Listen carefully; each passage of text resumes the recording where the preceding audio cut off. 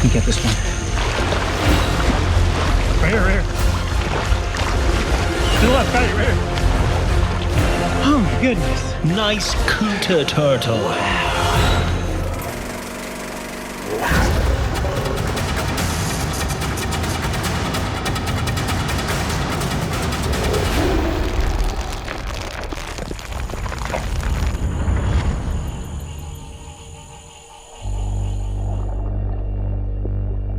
Since the dawn of mankind, stories have been the fuel responsible for igniting our imaginations.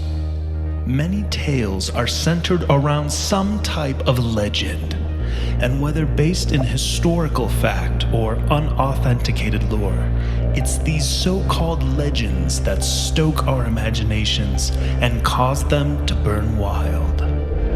I was once privy to a legend, the tale of a man that licked a frog in the name of science.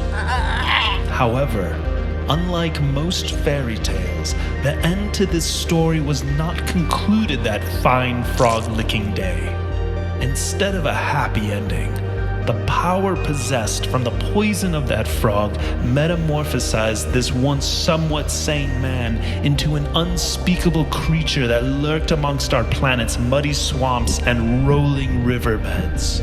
Hold on tight, little ones, because this is the legend of the Pantanal Frogman.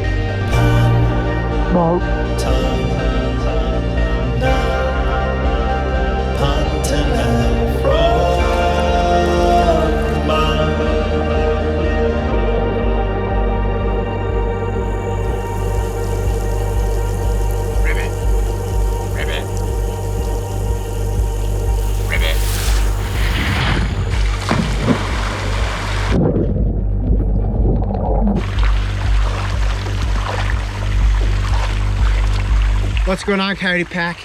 It's a dark, eerie night here in Texas. And we're heading out into these dark waters to try to find some nocturnal creatures. To be able to do this, I'm taking on the full form of the Pantanal Frogman.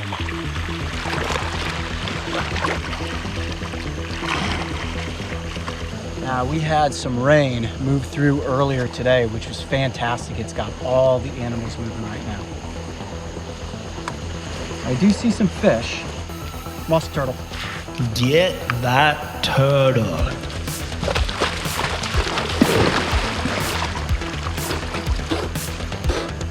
Yes! Look at that! First creature of the night. That is a razorback musk turtle, I think. Well, I can't see it too good. Let's come up here on the shore and take a look. Woo! The razorback musk turtle.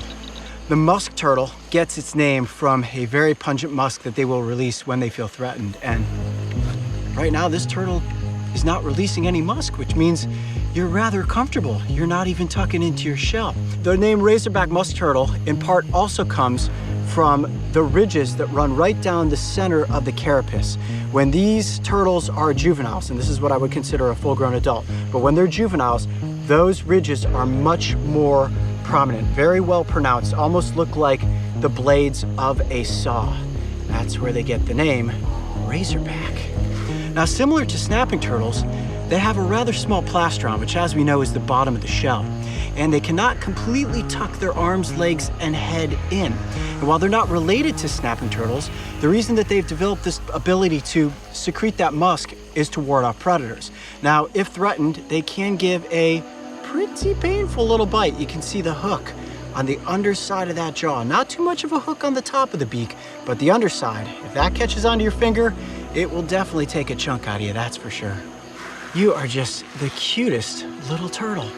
In the real hot months of summer like this, these turtles will stay hunkered down during the day, but it's at night when they will come out and start to do their hunting. I imagine this turtle was foraging along for small tadpoles, fish, and maybe even frogs. Small frogs, if it could come across it. All right, let's let this little turtle go and see what else we can find. Good get.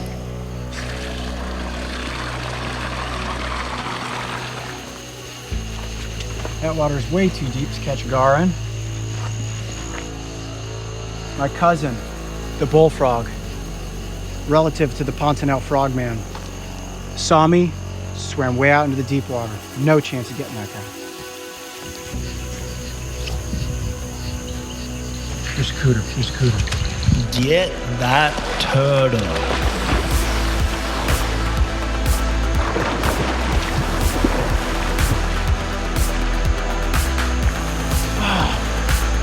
Missed him. Too slow. It's a lot deeper out there than it looks. I actually got real close to him, and then he realized I was just behind him, and he went like a bullet. Oh, that was close. That would have been a great one.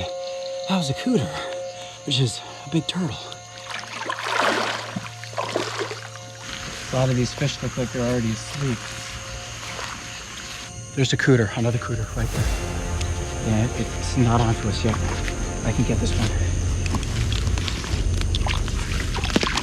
Hold on, don't move, don't move, don't move. Round 2.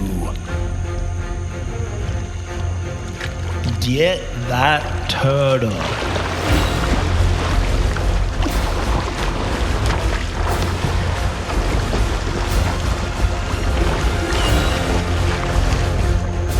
Right here, right here, right here, right here. Ah, it's getting away. To the left, right here, right here.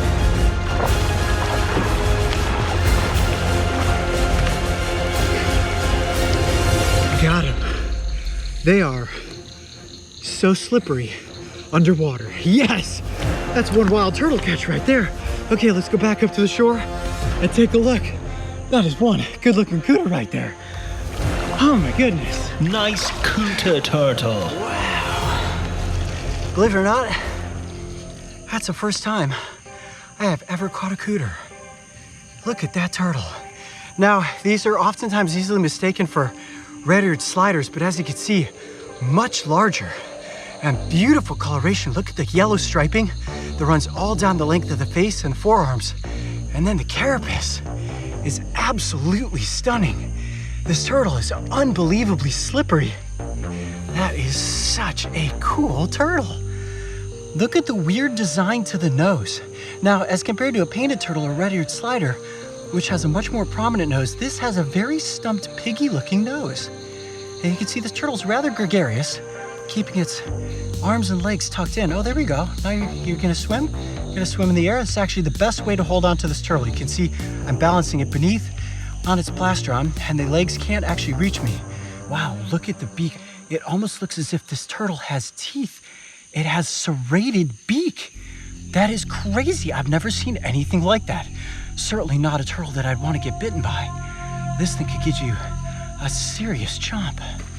Now, in comparing this cooter to the turtle that we caught earlier, the Razorback musk turtle, the design is quite a bit different. You'll notice how large the cooter is as compared to the musk turtle.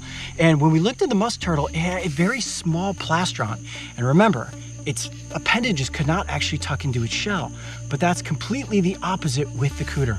Look how far those rear legs and front legs are capable of tucking in. Even an alligator would have a hard time eating a turtle like this. It would have to be a very big alligator to be able to chomp through the shell. Anything under the length of 4 feet, alligator-wise, is likely not going to try to eat a turtle like this.